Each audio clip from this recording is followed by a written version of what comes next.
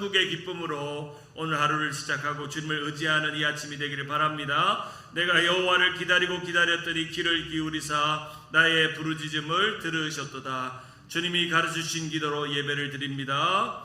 하늘에 계신 우리 아버지여, 이름이 거룩히 여김을 받으시오며 나라가 임하옵시며 뜻이 하늘에서 이루어진 것 같이 땅에서도 이루어지이다. 오늘날 우리에게 일용할 양식을 주옵시고 우리가 우리에게 죄 지은 자를 사하여 준 것 같이 우리 죄를 사하여 주옵시고 우리를 시험에 들게 하지 마옵시고 다만 악에서 구하옵소서. 대개 나라와 권세와 영광이 아버지께 영원히 있사옵나이다. 아멘.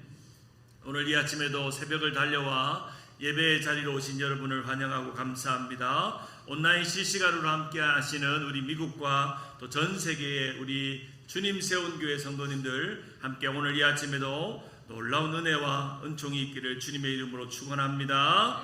우리 대통령 선거를 위해서 기도해 주십시오. 그리고 총기 사고가 더 이상 일어나지 않도록 기도해 주십시오.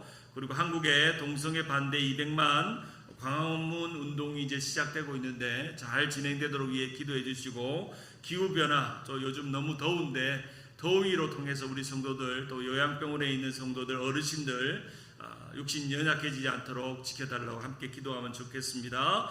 오늘 아침에 주신 말씀 베드로전서 1장 9절에서 13절입니다.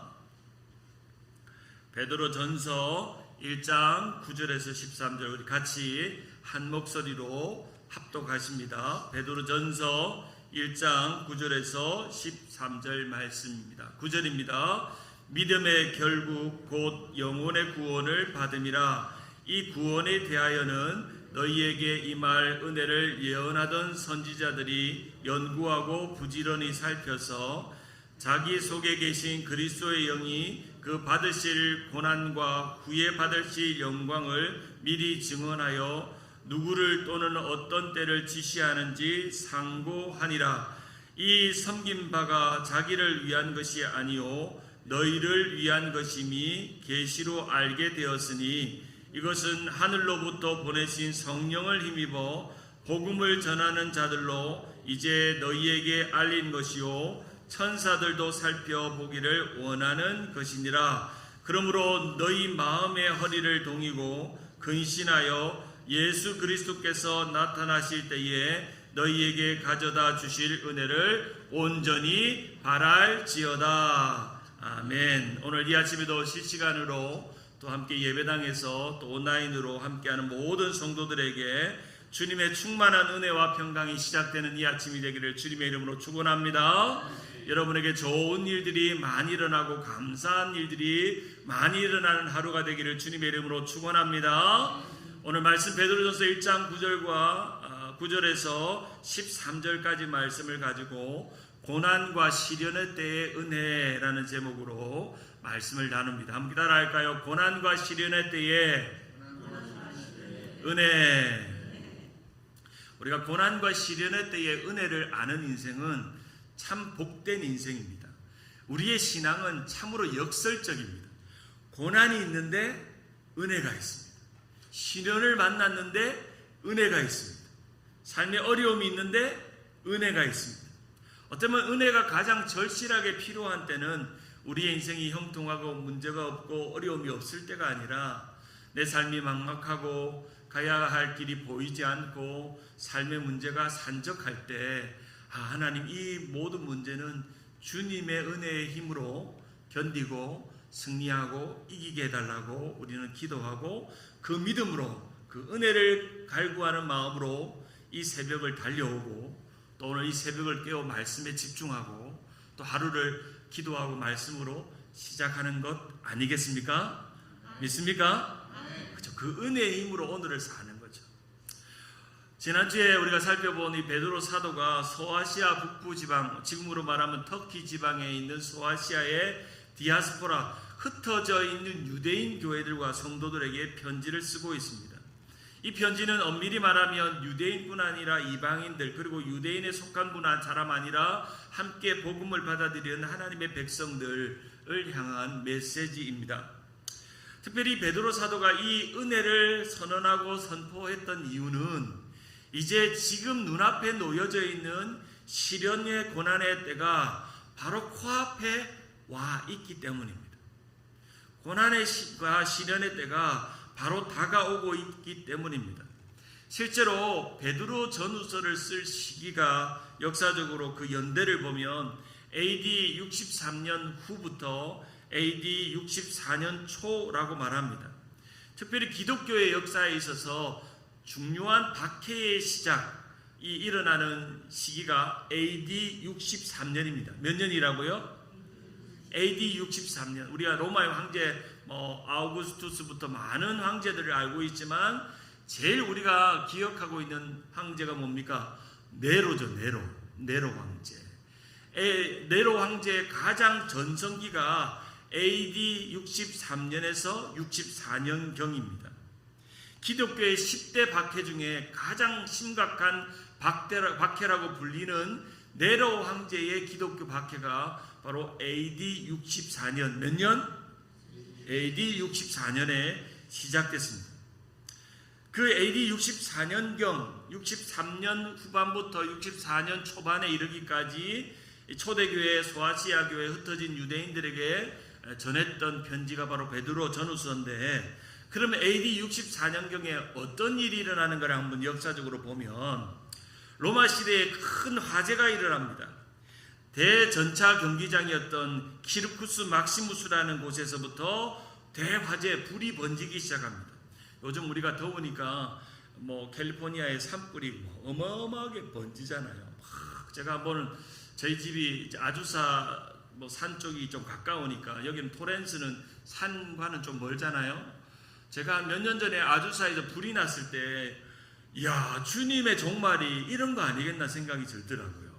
새까만 재들, 새하얀 재가루들이 확 온 도시를 뒤덮고, 저 아주사 산에 불나 있는 장면을 보니까 새빨간 대낮인데도 시커먼 연기가 온 도시를 덮는데, 마치 그 당시에 AD 64년경에 로마의 대황제가 네로 황제 시대의 로마 시대의 대화재가 로마시를 크게 14구역으로 나뉘는데, 불이 안 난 지역은 4구역밖에 없을 정도로 약 10개 구역이 온 도시의 화마가 그 땅을 뒤엎었습니다.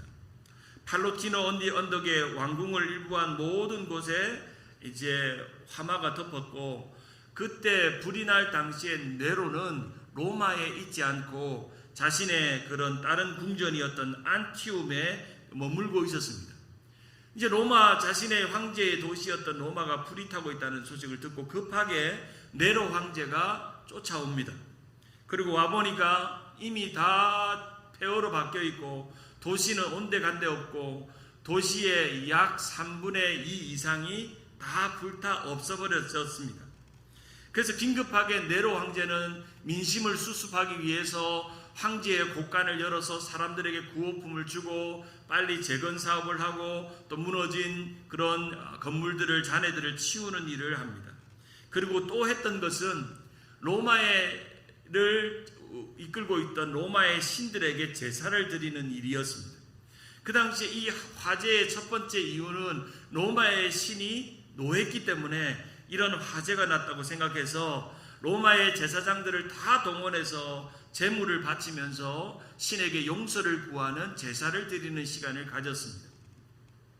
그런데 그런 민심을 수습하고 달래는 중에 이 민심, 백성들의 마음 안에는 한 가지의 의문이 들었습니다. 바로 그것은 네로가 이 로마의 백성들을 압제하고 그들에게 조공을 받아내고 세금을 받아냈기 때문에 이것도 어쩌면 네로가 일부러 새로운 자기만의 나라와 궁전을 짓기 위해서 불을 질렀다. 이 미치광이 황제였던 네로가 불을 질러가지고 우리를 또 피고를 다 빼서 이 도시를 또 짓게 만든다라고 하는 소문이 이 네로 황제 안에 들리는 겁니다.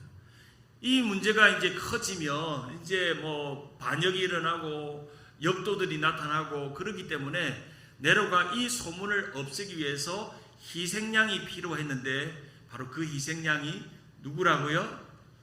그리스도인이었다는 그리스도인. 그 당시에 로마 사회는 좀 전에 말씀드린 것처럼 많은 여러 신들을 섬기는 사회였는데 이 기독교인들만은 하나님을 유일한 신으로 섬기는 유일신의 종교였기 때문에 그 당시에 민중들의 미움을 샀고 정말 유별나게 로마의 많은 사람들은 이 로마의 많은 신전에 가서 예배를 드리고 제사를 드리는데 이 기독교인들은 자기 조그마한 방에 모여서 신전에 가지도 않고 피의 제사를 드리지도 않고 모여서 기도하고 말씀을 읽고 또 사도들의 그 말씀을 기억하면서 외우는 그러한 독특한 문화가 보기 싫었던 거죠. 그래서 이 로마의 황제였던 네로도 그것을 알았기 때문에 자신에게 왔던 그 비난과 여론을 돌려서 이 그리스도인들이 이 불을 질러서 이 도시를 점령하려고 한다라고 하는 소문을 만든 것입니다. 어쩌면 기독교 역사 속에서 최초의 인종 혐오 범죄 그리고 반유대주의가 여기서부터 출현한 것입니다.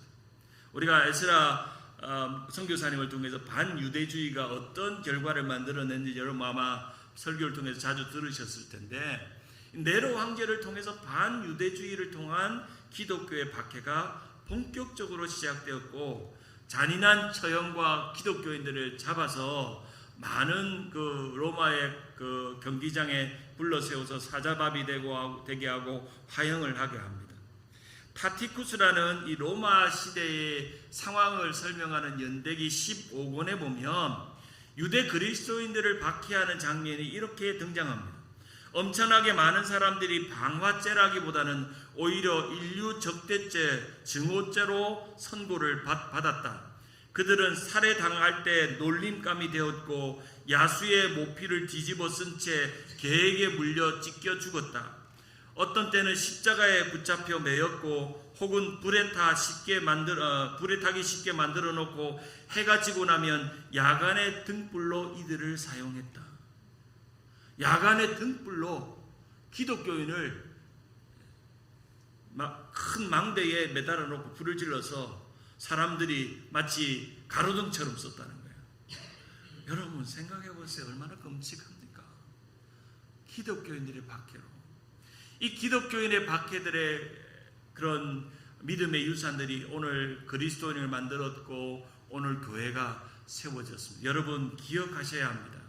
오늘의 기독교는 거저 주어진 종교가 아니고 거저 주어진 신앙이 아닙니다. 우리가 너무나도 편하게 이 좋은 예배당에서 어떤 핍박이나 또한 그런 어려움 없이 우리가 예수 믿는다고 해서 우리가 믿는 이 신앙을 우리의 믿음의 선조들, 믿음의 선배들이 아무 어려움 없이 우리에게 복음을 전하고 교회가 세워진 것이 아니라는 것입니다.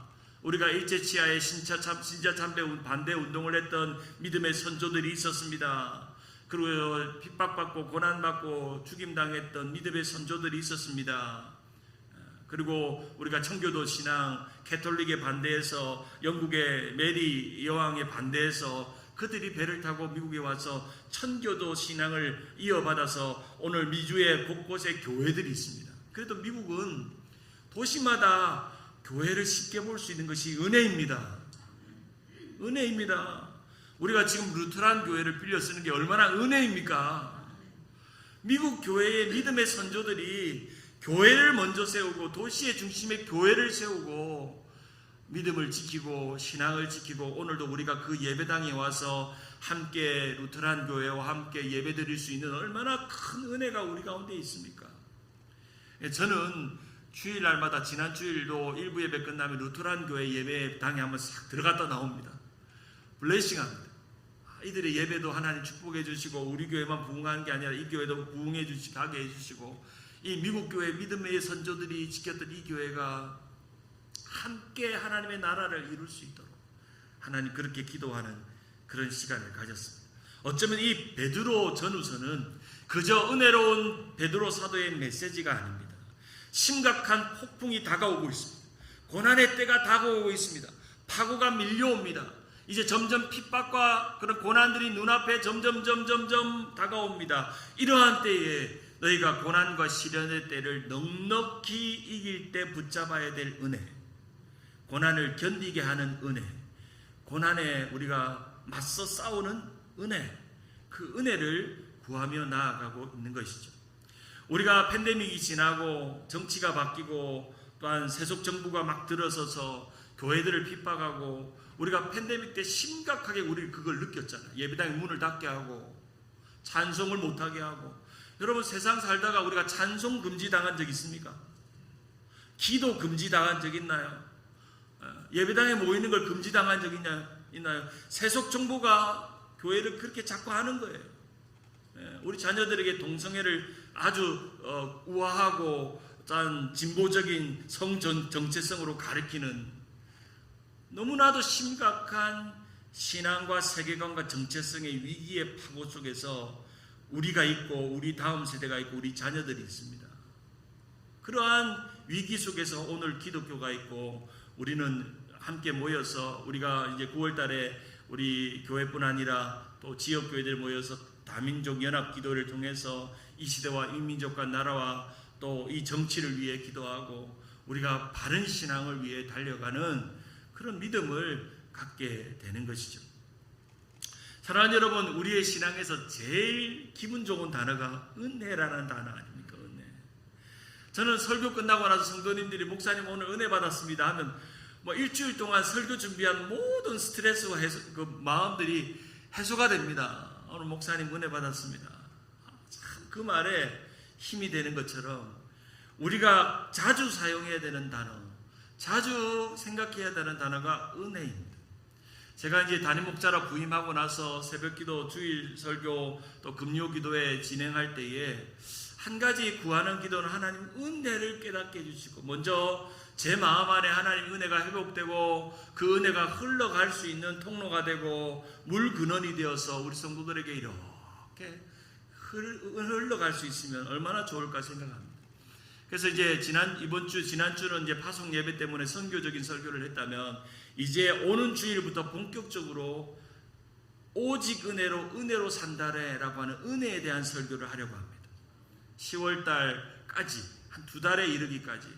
그리고 이 새벽기도 설교는 베드로 전후서를 택한 이유도 바로 다시 은혜로 나아간다는 이 도전이 이 고난과 시련의 때에 주시는 은혜를 발견하고 있기 때문에, 어쩌면 이 베드로 전후서는 오늘날 우리가 처해져 있는 교회와 성도들과 또한 우리의 자녀들과 우리의 다음 세대와 우리 자녀선들이 놓여있는 삶의 형편과 아주 연결되어져 있습니다.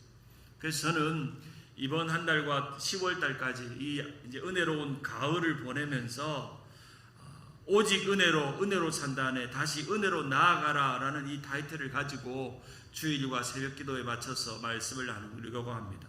한번 따라할까요? 오직 은혜로 산다네, 다시 은혜로 나아가리라.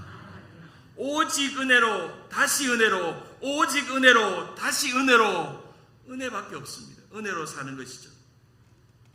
기독교 신앙에 있어서 우리가 알고 있는 많은 기독교 용어 중에 복음, 믿음, 교회, 은혜, 신앙, 이런 단어들에 대한 데피니션을 우리는 분명히 한 문장으로 요약할 수 있어요.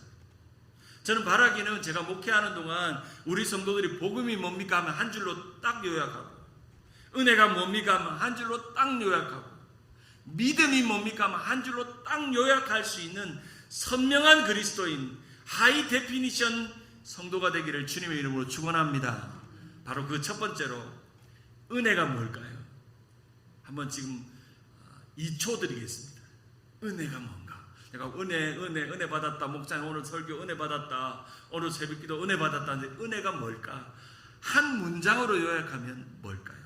자, 오늘 그 첫 번째를 가르쳐 드립니다. 은혜는 하나님이 받을 자격 없는 자들에게 주시는 선물이요 호의입니다. 뭐라고요? 은혜는 하나님이 받을 자격이 없는 자에게 주시는 호의이며 선물이라는 겁니다. 너무 긴데 한마디로 선물이라는 겁니다. 여러분, 우리가 은혜 받았다 하면 다른 말로 선물 받았다는 뜻입니다. 선물.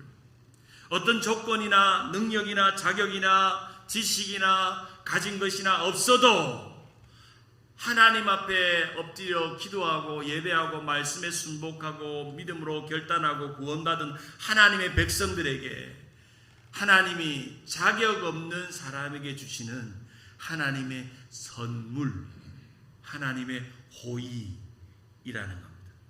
자, 은혜는 뭐라고요? 하나님이 받을 자격이 없는 자에게 주시는 선물이요 호의다. 그걸 머릿속에 딱 기억하세요. 아니면 성경책 앞에다가 쓰세요.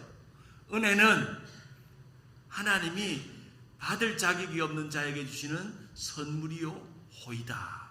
그래서 은혜를 설명하는 거죠. 아마 여러분의 자녀들에게 이 은혜를 설명하는 것만으로도 충분히 여러분이 자녀들에게 주는 메시지가 있다는 거죠. 에베소서 4장 7절 바울은 이렇게 말합니다. 우리가 각 사람에게 그리스도의 선물의 분량대로 은혜를 주었다. 여기서 은혜는 헬라어로 카리스입니다. 카리스. 우리가 카리스마 있다 하잖아요. 사람 보고 야 저분은 카리스마 있다. 이 카리스마 있다는 정확한 이 원어는 이 은혜 카리스에서 나왔습니다. 카리스. 그래서 이 카리스마는 흔히 어떤 사람을 매료시키고 영향력 있다라는 뜻인데 교회 안에 여러분이 다 카리스마가 있습니다. 왜냐하면 그 카리스마의 원래 원어는 카리스에서 왔기 때문에 은혜로 사람을 매료시키고 영향력 있는 사람을 카리스마 있다라고 말합니다. 할렐루야. 오늘 여러분 모두 다 카리스마가 있기를 주님의 이름으로 축원합니다. 카리스마가 있는 것은 그냥 권위가 있고 대단한 목소리가 크고 뭐 자랑할 권력이 있는 그런 사람을 카리스마가 있다가 말하는 게 아니라 은혜로 영향력을 끼치는 사람을 카리스마가 있다. 야 오늘 우리 새롭게 부임한 우리 신용환 목사님 카리스마가 있다 하는 건 내가 뭐 어떤 뭐 멋있는 표정으로 여러분을 압도하는 이게 아니라 매 주일마다 시간마다 카리스마가 있는 거죠. 제가 우리 박성교 목사님을 듣는 소문 중에 가장 큰 소문이 하나가 뭔지 압니까? 박 목사님은 카리스마가 있다예요. 카리스마. 그래서 목사님 메시지를 전할 때 이 은혜가 있다는 거죠. 은혜가 있다는 거죠. 제가 한국에 있는 제 후배 목사가 전화가 왔어. 어제 새벽에 목사님 제가 주님 세운 교회 담임 목사로 갔다 하니까 이 친구가 전화가 왔어요. 목사님 제가 그 교회를 압니다. 자기 친척이 토렌스에 사는데 박성규 목사님 설교 좋다고 박성규 목사님 카리스마 있다고 이야 목사님 너무 좋은 교회 목사님 후임으로 갔다고 목사님도 카리스마가 있는데 카리스마 목사님의 후임으로 카리스마 있게 잘할 거라고 나보고 한국에 있는 후배가 전화가 왔어요. 자기 친척이 토렌스에 산대. 그래서 박성규 목사님 소문을 자자하게 많이 들었대. 그래서 목사님 토렌스로 너무 잘 갔습니다. 그 토렌스 교인들이 너무 좋습니다. 그러더라고요. 맞나요? 맞나요? 우리 또 마켓에 제 부임했다고 제가 이제 이번 주에 가가지고 인증샷을 한번 찍어보려고 합니다. 가가지고 제 부임한 현수막 앞에서 얼마나 감사한지.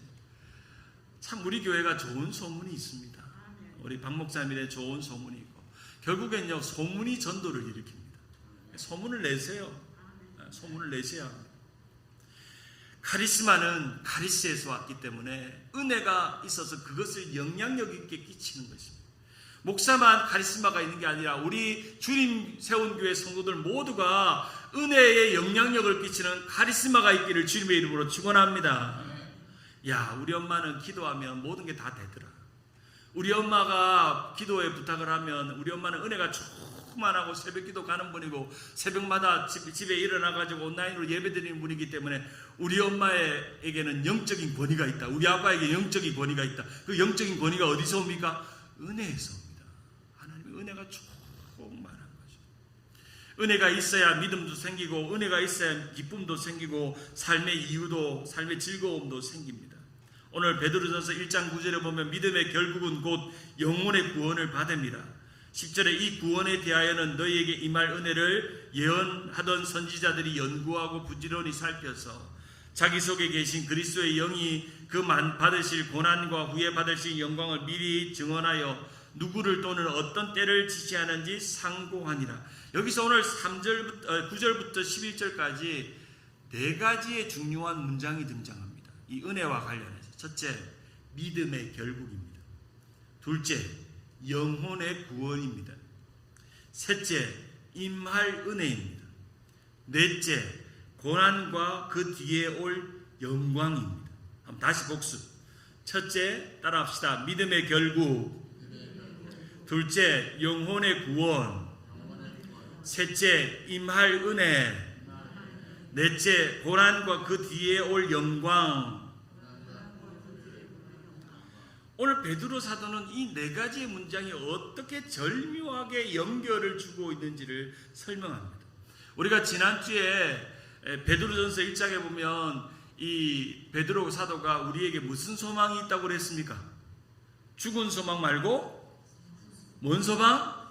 산 소망. 너희가 산 소망이 있다. 찬송하리로다. 너희에게 산 소망이 있다. 장차 너희가 어쩌면 죽을지도 모른다. 사자밥이 될지도 모른다. 또한 등불처럼 화형을 당할지도 모른다. 예수 믿는 것 때문에 핍박당하고 고난당할지 모른다. 그러나 너희는 이 육신이 썩어질 육신에 매여 있지 않고 이 썩어질 육신에 또한 비굴하게 목숨을 구걸하지 않고 너희는 저 사자밥 앞에서 저 카타콤에서 모여 있을 때에도 그리고 로마 원형 경기장 앞에서 많은 사람들이 비아냥거리고 조롱할 때에도 산 소망이 있다. 이 산 소망은 썩어지지 않고 더럽히지 않는 것이다.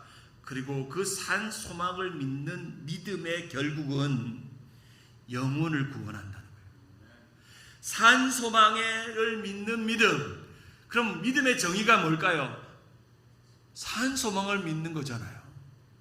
믿음이 뭔가 물으면 내가 산 소망이 있다는 것, 죽은 소망이 아니라 내게 산 소망이 있다고 믿는 것, 그리고 그 믿음의 결국, 믿음의 골, the goal of 바로 faith. 믿음의 목표는 바로 영혼을 구원한다는 것입니다. 산 소망이 믿음이 되고 믿음이 곧 영혼을 구원하는 것으로 이어진다는 것입니다. 바로 영혼을 구원하는, 그리고 그 영혼을 구원하는 그 일은 우리에게 임할 은혜라는 겁니다. 자, 첫 번째, 두 번째, 세 번째가 연결됐죠.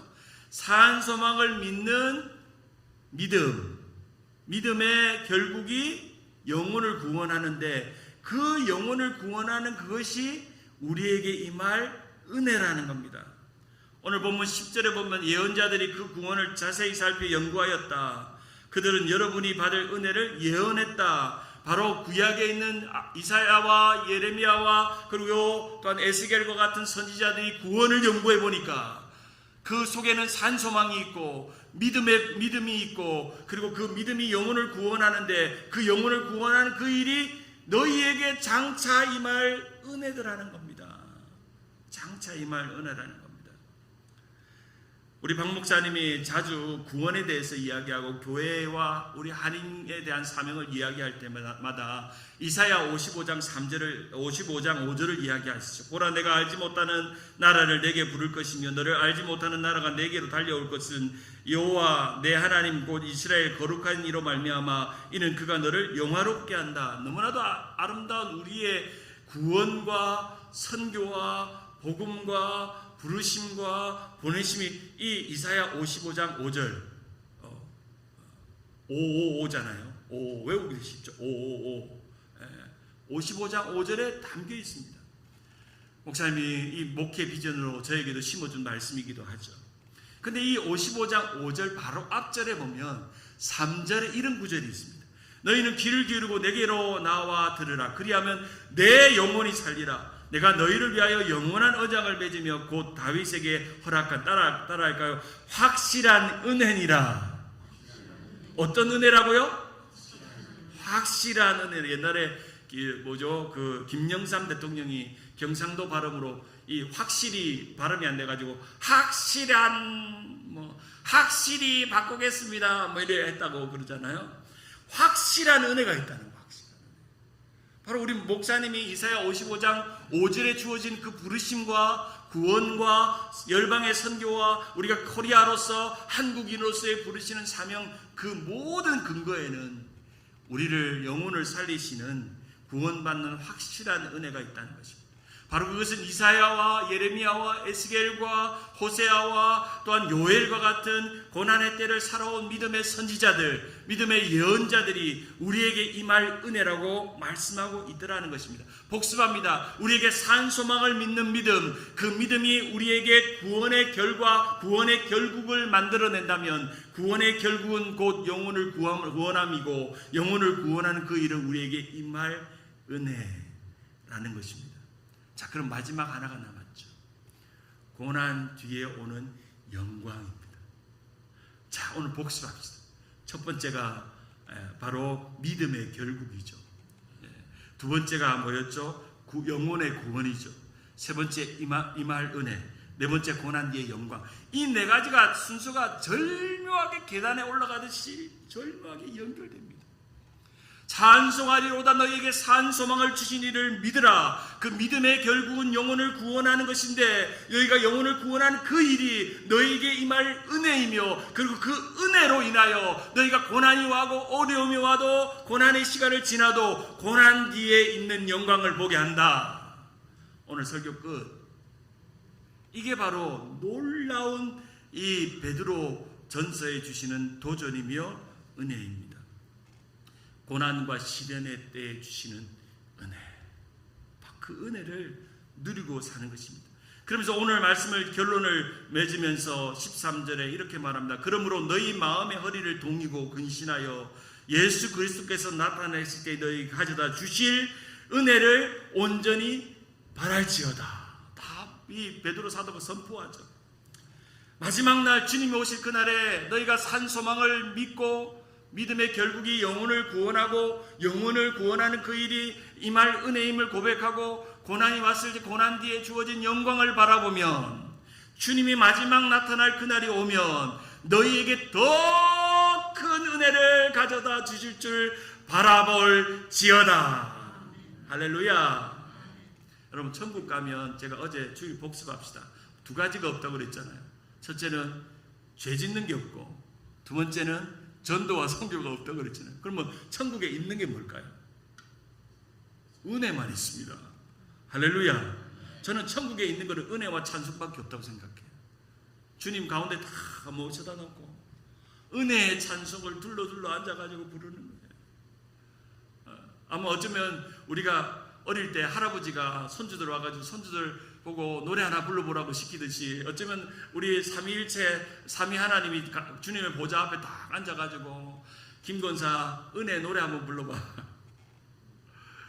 신목사 은혜 노래 한번 불러봐 시키면 앞에 나와가지고 기쁨으로 우리가 선창하면 천국에 모여있는 믿음의 성도들이 다 흰옷을 입고 주님의 보좌 앞에서 찬송하고 은혜를 노래하고 여러분 생각만 해도 좋지 않습니까? 에? 별로 안 좋아요? 나만 좋아요? 너무너무 좋을 것 같아요. 저 천국에서 이 세상의 슬픔과 고난은 다 잊어버리고 인생의 질고와 질병은 다 사라지고 주님과 같이 영광스러운 휴거된 몸으로 깨끗한 몸으로 주님 앞에 서서 주님 제가 은혜 노래 한번 불러볼게요 하면서 마치 어린아이같이 손주들이 할아버지 앞에서 기쁘게 자기를 자랑하듯이 우리 어린아이 같은 마음으로 주님 앞에서 은혜를 찬송하고 노래하는 그날을 꿈꿉니다. 바로 오늘 본문에 마음의 허리를 동이고, 여기 허리를 동인다는 것은 마음을 집중하고 그런 의미입니다. 허리를 동이고 중심을 잡고 그리고 주님이 주실 마지막 날에 주실 은혜를 바라보라 하는 것입니다. 사랑하는 여러분, 오늘이 때로는 괴롭고 핍박과 고난이 오고 믿지 않는 가정에 또 신앙생활을 하는 것이 참 힘들고 나 혼자 예수 믿는 것 때문에 너무 외롭고 남편도 아이들도 예수 잘 믿어가지고 우리 가족이 다 예수 잘 믿고 또한 저 천국을 소망하면 좋을 것만 나만 이렇게 예배당에 나와 하는 게 너무너무 아쉽고 또 미안하고 그렇지만 그러나 우리에게 이 땅에는 소망이 없습니다. 이 땅에는 소망이 없습니다. 저 산 소망을 믿고 어떤 고난과 어려움에도 그 믿음의 결국이 영혼을 구원하고 영혼을 구하는 그 일이 우리에게 임할 은혜이며 그 은혜를 경험하며 오늘을 견디고 승리하고 고난을 이겨낸 뒤에는 영광이 있습니다. 분명히 성경은 말합니다. 현재의 고난은 장차 우리에게 나타날 영광과 좋게 비교할 수 있다 없다? 없다. 여러분 오늘 이 고난이 많을수록 영광이 큰 줄 믿으시기 바랍니다. 고난이 많을수록 삶의 어려운 질병, 가정에 아픈 분이 있고 또 나의 십자가가 있고 오늘도 삶의 무거운 짐으로 일상을 살고 생업을 하고 또한 일을 하러 나가는 여러분들, 그러나 이 고난 속에도 영광이 있어서 마지막 주님 앞에 가면 주님 나타난 그날에 더 큰 은혜를 바라보는 그런 믿음으로 오늘을 승리하는 모든 성도들 되기를 주님의 이름으로 축원합니다. 우리 두 손 높이 들고 기도합니다. 지금은 우리 주 예수 그리스도의 은혜와 하나님의 사랑과 성령의 교통하심이, 은혜는 하나님께서 거저 주시는 선물이요 호의임을 기억하고 산 소망을 믿는 믿음의 결국은 영혼의 구원이며, 이 영혼의 구원은 우리에게 임할 은혜이며, 이 은혜 뒤에 또한 고난 뒤에 올 영광을 바라보고 우리가 닥치는 고난과 시련과 문제와 질병과 질고와 어려움 속에서도 오늘 온전히 우리에게 주실 은혜를 바라보며 살아가기를 원하시는 이 새벽에 예배당에 있는 성도들, 온라인으로 함께하는 온라인 교회 성도들, 우리 주님 세운 교회 성도들 머리머리 위에 지금부터 영원까지 함께 하시기를 축원하옵나이다. 아멘. 우리 주님 이름 세 번 부르고 나라와 민족을 위해서, 선교와 전도를 위해서, 열방 이스라엘을 위해서, 우리의 부흥과 교회의 부흥과 자녀들을 위해, 가정과 환우를 위해 뜨거운 마음으로 우리 주님 이름 세 번 부르고 합심하여 기도합니다. 주여 주여 주여.